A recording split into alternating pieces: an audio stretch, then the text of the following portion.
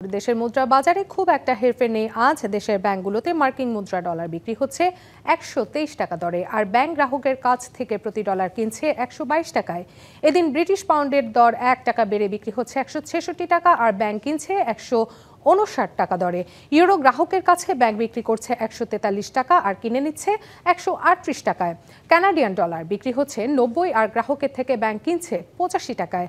Australian dollar বিক্রি 82 টাকা আর ক্রয় 77 টাকা। এছাড়াও দেশের ব্যাংকগুলোতে সৌদি রিয়াল বিক্রি হচ্ছে 33 টাকা 20 পয়সা, আর ব্যাংকগুলো গ্রাহকের কাছ থেকে সৌদি রিয়াল কিনছে 32 টাকা দরে। ইউ দিরহাম বিক্রি 33 টাকা 50 পয়সা আর ক্রয় 32। মালয়েশিয়ান রিঙ্গিত বিক্রি 29 টাকা আর কিনছে 27 টাকা 50 পয়সা দরে।